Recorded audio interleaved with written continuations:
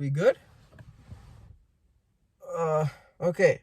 As you can see from the title, difference between proportions and structure and how they're both important. So I was supposed to make this video in the gym, but I forgot.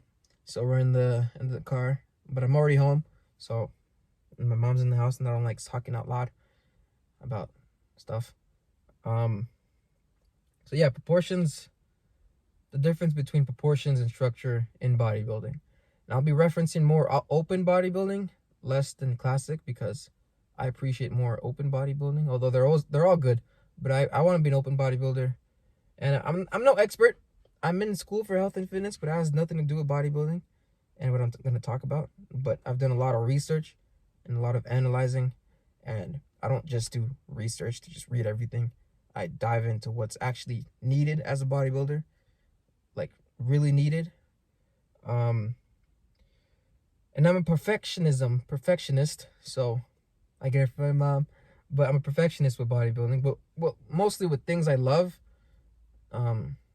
So when it comes to bodybuilding, I chase perfection. I try to attain it, although it's not possible.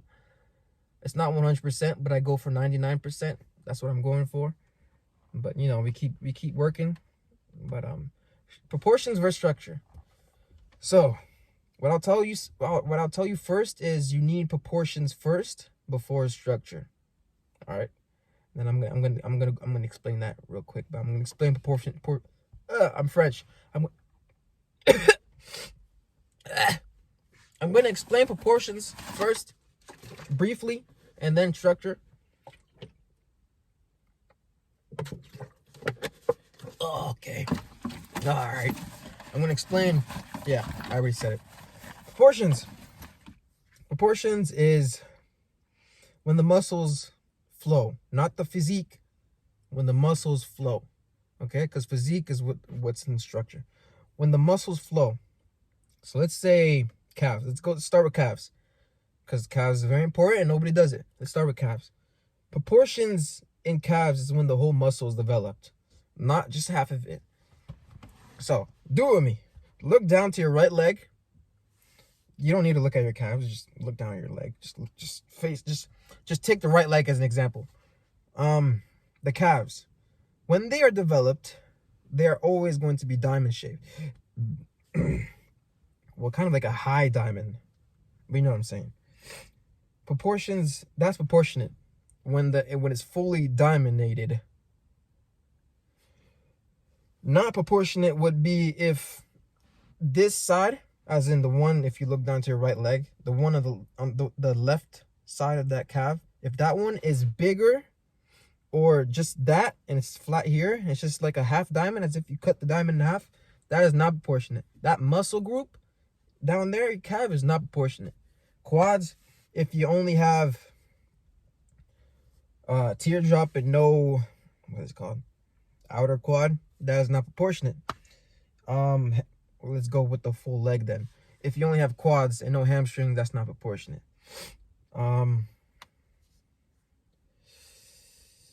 would include glutes, but it's hard to say with glutes. I wouldn't talk about glutes. Okay, let's talk about the chest. If you only have the muscle from down here to here in the middle, and this is flat, that's not proportionate. What is proportionate is if it flows. It literally flows. It's not just a breast. It's a man breast. You don't want a women breast. If you want a women breast, don't train this upper part here. Just keep training this and it'll keep growing.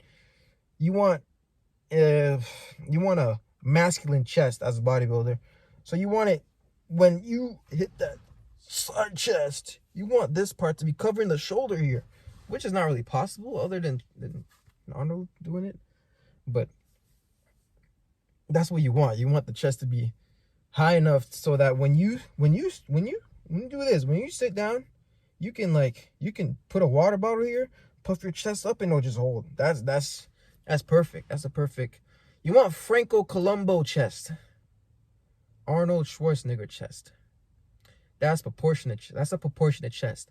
And again, I'm not talking about a proportionate body physique. I'm talking about proportionate muscles. So forearms, Because I trained forearms today. It'd be a better example if I show you forearms. There's one here. Not the lighting doesn't give me justice. There's one here. There's this thing here. There's this thing here. I don't know if there's another one. I'm not sure.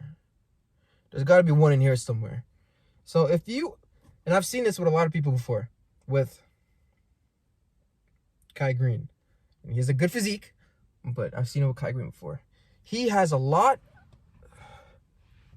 of this. All right? It doesn't look like it, but there's a lot of this. More than this, which makes his forearms like not proportionate. So he doesn't have this. He has this. Phil Heath has all of this. Everything. This thing, he's got it all. I don't know where he got a lot of this thing. It looks like his own bicep. I don't know where that came from, but I mean, I guess it's proportionate. I don't know. And Ronnie Coleman, I don't know how. He never trained forearms, but his forearms are big and very proportionate. So, we got to work harder out here.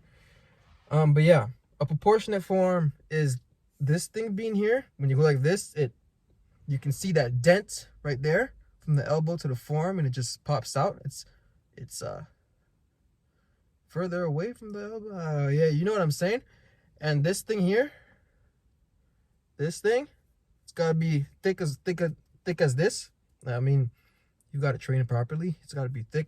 They both gotta look thick. This one can't be flat and this one can't be flat. They both have to be round. And then there's this part, which just keep doing this. It's hard to develop a lot, but yeah. Anyways, that's proportion. Okay. And there's obviously other body parts I'd explain, but I don't want to get into all that because I need to explain structure, and then I need to explain the difference and what you need and whatever. So structure is after you get the proportions. Structure is building a physique that's wow, freaky, damn, and people enjoy to look at. Not sexually, not any way like that, but on the bodybuilding stage, it's like, wow, that is Mr. Olympia kind of physique. And you can look, the only example I would give is Ronnie Coleman. I'd say he needed more chest. I mean, no. He needed more thicker triceps, but it was just genetics. His triceps it was a long head, so it didn't look as pleasing as everybody else on stage, but it's whatever. But other than that, he had everything else. But his physique, his muscles were proportionate, and building those muscles in a proportionate way developed an amazing structure. So obviously the Mr. Olympia we want is someone with a small waist, deep cuts in the muscles, proportions, structure,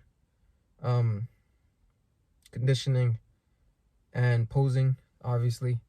And what else would there? I don't know if they don't judge how, I don't think they judge your presence. I don't think that matters. But anyways, structure is what the judges really rather look at. And that structure is big biceps, a big chest, very wide, but small waist, quads almost as wide. That's part of structure. Quads need to literally be just as wide. I want to say they have to be right. I'm French. They have to be as wide as your shoulders, but it's not easy to obtain. But that's what I would say is best, because I think Ronnie Coleman demonstrated how important that is, and I think everyone should do that. But it's whatever. So yeah, quads as wide as the shoulders is very important. Is what they'd rather in that structure. Calves almost as wide as the legs, almost, not as big, at least half, like from the front, I mean. Lower lats, which is very important. thickness. Because if you don't have thickness, and you're just doing a back double biceps and a real lat spread, all you see is muscle. Like all you see is no, well obviously there's muscle, but all you see is like cuts and conditioning. If you have thickness with conditioning and cuts, like deep cuts, your physique, your back is gonna look like Derek Lunsford or Ronnie Coleman or what's his name, Dorian Yates or Kai Green. Well, Phil Heath too. You'd have that. Thickness is like the top contender on a Mr. Olympia stage in the back. If you only have conditioning and muscle and that's it, you're not really as looked at as the one with the huge thickness. As in when he stands, his back is like round. It's very round. When he stands relaxed, just looking at the crowd, you can see the lats just hanging there. When he turns around, he doesn't need a flex, but they're just so wow. That's what thickness brings to the stage. That's what thickness is like. It's very necessary on stage. And then there's,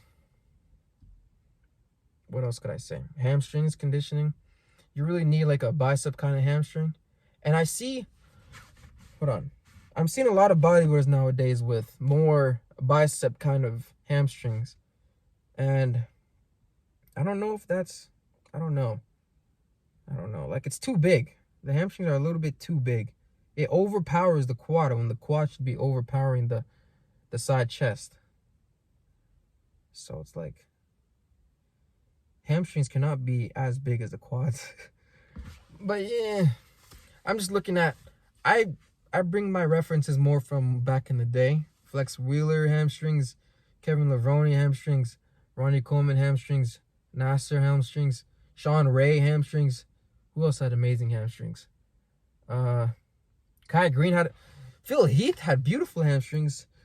And that's what I mean. They don't need to be round like a bicep. They just need to be developed and very muscular and round enough that it hangs down a little bit, and thick enough, and well, on stage, thick and very, very conditioned for it to have like at least 3 to 4 lines.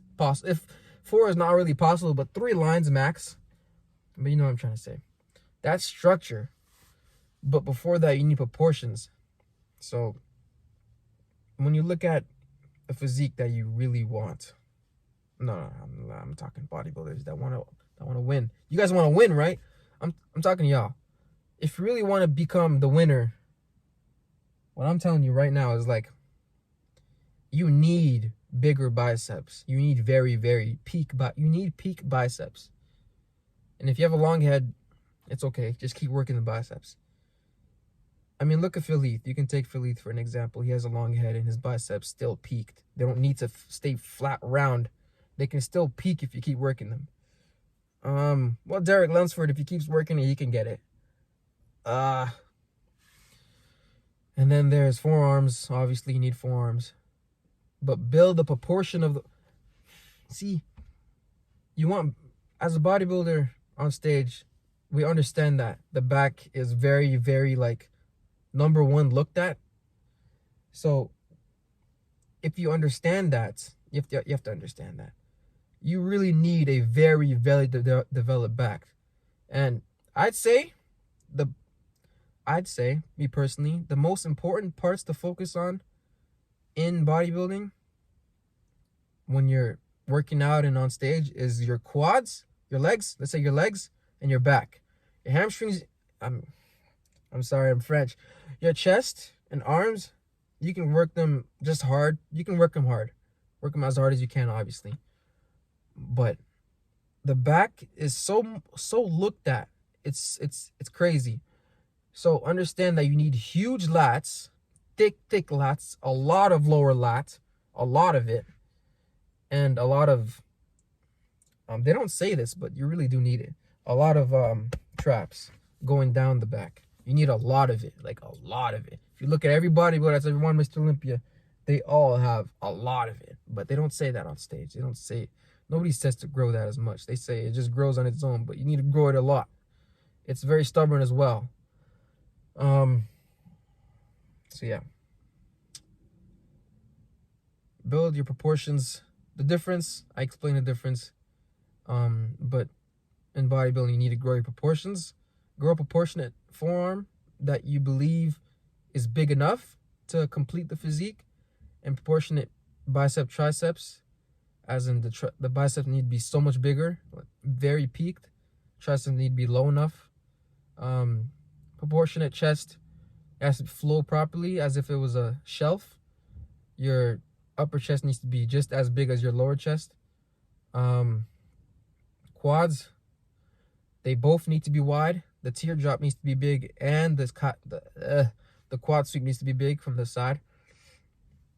Calves, they needs to look like a thick diamond, almost as big as your quads. Doesn't have to be as big as your quads, but it needs to be very big.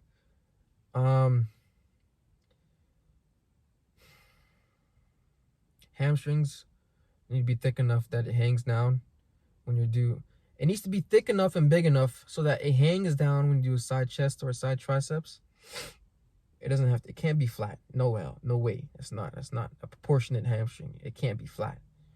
It's got to be round enough that it makes your structure look better. Shoulders, obviously, build this up so that it flows into the chest. It's not just one here and then one here. It needs to flow in. Obviously, rare delts need to be just as big. Every muscle needs to pop out on its own. As in, if you were wearing a baggy shirt, you can see the forearms and people are like, wow, you have big forearms, like very big. And then when they look at your calves, it's like, oh wow, you have big calves. Like every muscle needs to be like a wow, not the physique. Well, the physique comes after you take off everything else, but in certain just casual wear, the physique needs to be really like every part is like wow kind of thing. And yeah, it's hard to achieve that, but that's the Mr. Olympia look. And I'm 19. I don't know anything. You can listen to me or not, but I'm taking a lot of my reference from what I've seen the winners have and what the judges want. And being a perfectionist makes me really, really, really strive for that physique and work as hard as I can and edit my plan every single time. Eat more food on leg day, eat more food on back day. Everything. So, hope y'all understand. Hope y'all listened and liked it. If you don't agree, you can tell me why. Yeah. Anyways, I love y'all. God bless y'all. Peace.